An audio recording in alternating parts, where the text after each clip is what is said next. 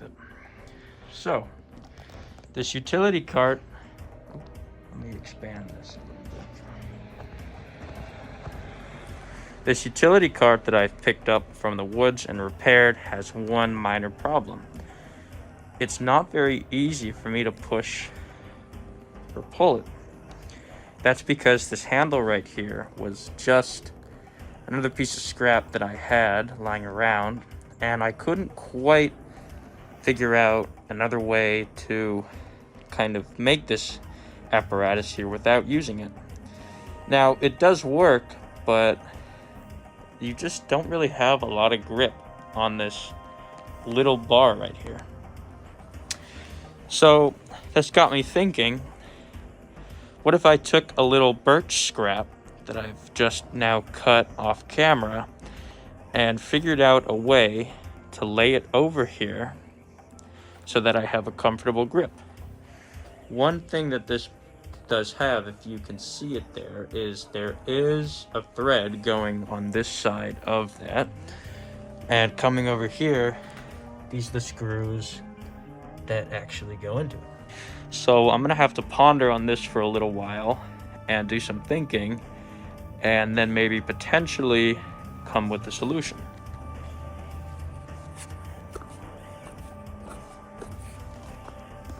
So I've given this a little bit of thought, and sometimes simpler is better.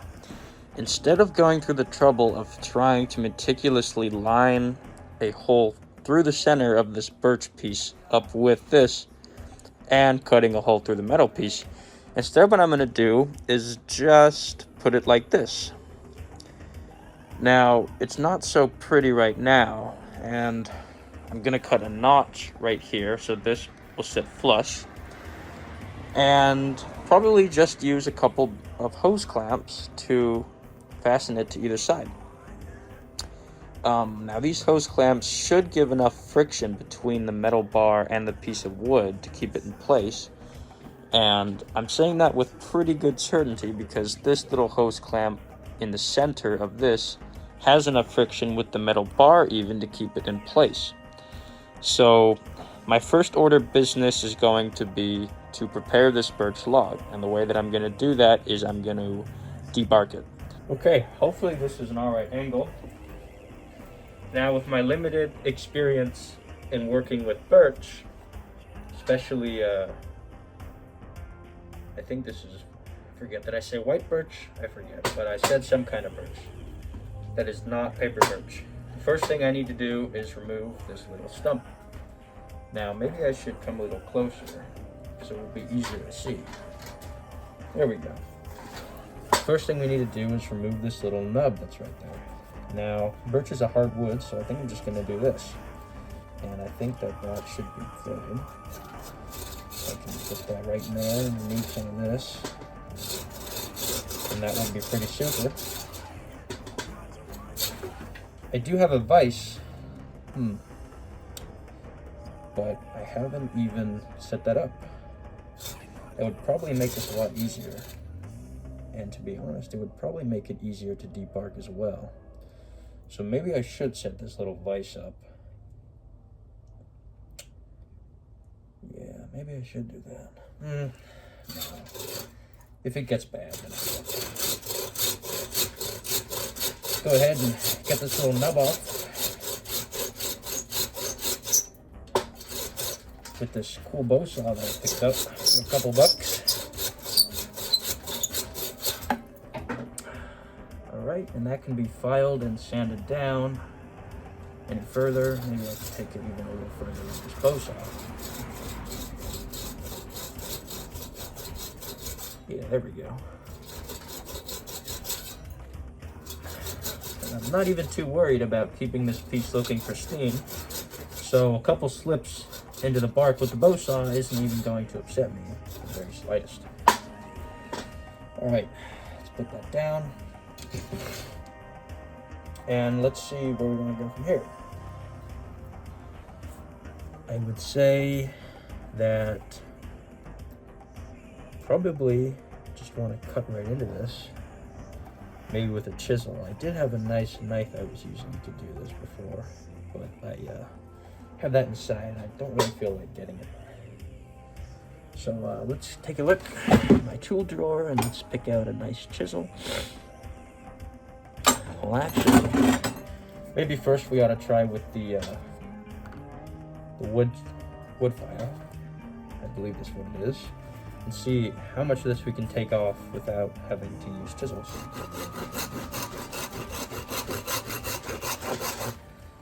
Oh yeah.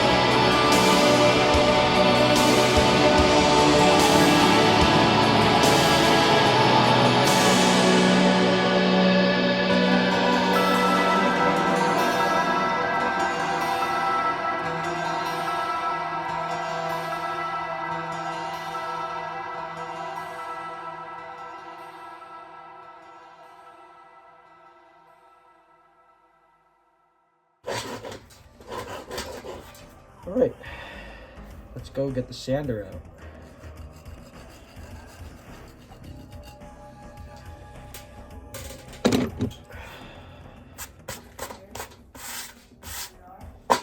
We got a little sanding bag.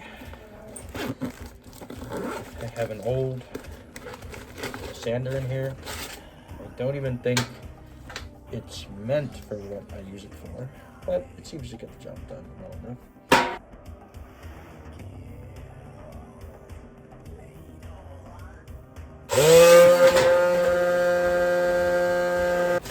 Down the road, somebody dumped all their trash, but that's a good opportunity to find interesting things.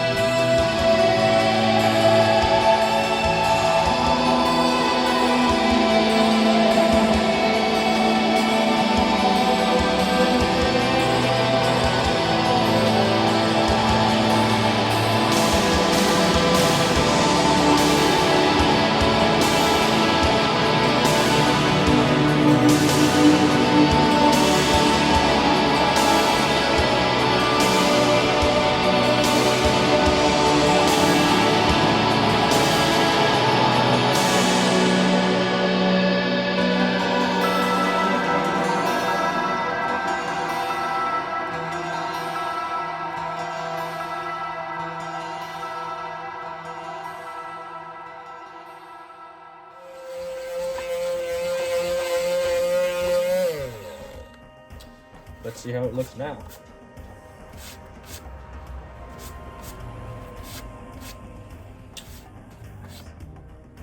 Yeah, it doesn't look terrible at all. The one thing that I would say though is I would not have used that method of the file if I wanted this to look presentable. The sandpaper can only do so well at sanding off these, crevices that I made from abusing it with the file. Now this piece is still a little wet, so the fibers are more flexible. As it dries out more, and see, I removed the bark and I've actually put this piece in a state that it will favorably dry in. These little strands will become, splinters probably, and they will be able to be sanded off a lot easier. So for right now, this is pretty alright, and I could even run my hand up here and I wouldn't get any splinters right now. It is getting a little chilly, so I'm gonna put my coat back on. So as stated before, I need to cut a groove in the midpoint of this so I can press it up against that metal bar and maybe put a couple hose clamps on it. So I'm going to take some measurements off camera and then I will resume me cutting it. Alright, I've taken a couple measurements and it's time to, well, we're going to see, try to make a cut. One thing that I would like to share with everybody, especially people in America, is this. It has meters on it. Now, I don't know about you guys, but I've gotten pretty tired of inches. It's just such a crappy way to measure things. It doesn't make sense to have a base 12 system. I suppose if you're estimating distances, then you could use your foot, but that's only if your shoe size is actually a foot long. Otherwise it becomes impractical. But with a base 10 system, you can just use fractions. Sorry, base 10 fractions. You can also use base 12 fractions, but that's kind of retarded. This one is nice. I can switch between inches and centimeters, and I picked it up, I think, for maybe like $15. So I would say that was a pretty good $15 spent. Some measurements are just more convenient in inches. That's because a lot of things are made with inches in mind. Some things are just not, like DIY projects. So I oftentimes find myself using centimeters instead, although the cut that I have to make is about half an inch on the dot. So with two systems like that, you can switch from one to the other pretty easily. And if you need to cross-reference what that is, instead of having to do a conversion, you can just line it up with the other one. It's like a thermometer almost. So I'm gonna see, I need to cut half an inch deep into this. So I need to go about that far. It's about a third of the way through. Then we're gonna finish it up with the chisel. So let's go ahead and try that.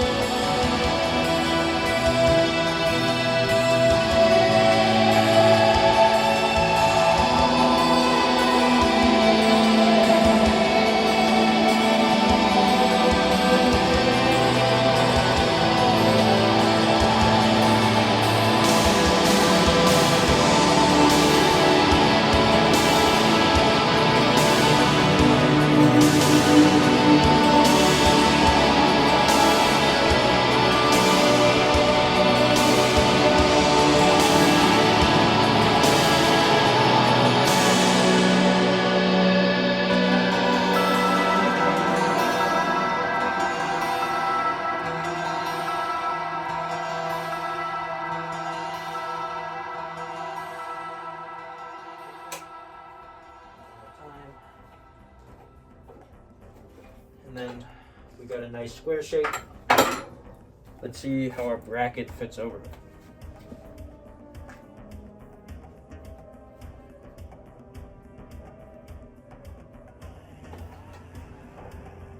Not bad, actually. Not bad at all. Although,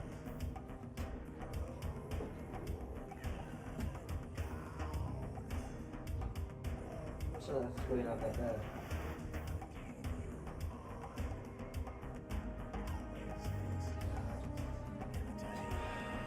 You know, I would go on a limb and say that would probably be alright just the way it is.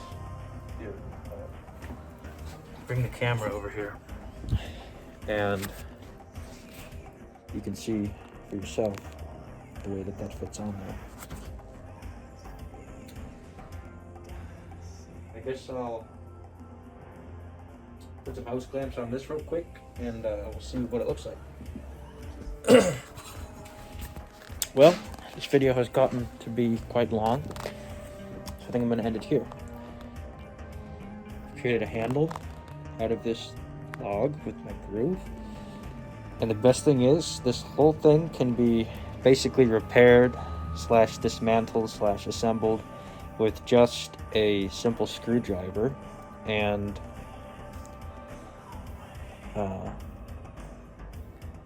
wrench. So the simplicity of my design is one of the reasons why I think it works pretty well.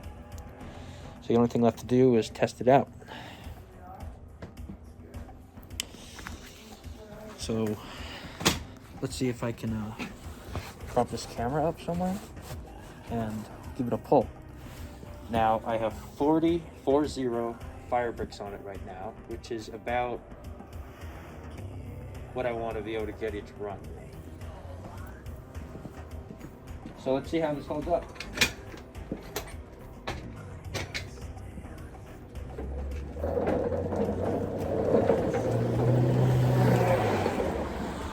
So here's my handle. Now it can rotate a little bit, I guess, but that really shouldn't be a problem because of my grooves that I've created. It's free to rotate, which is another added staple. So pushing it is nice, and if I was pulling it, it'd be even nicer.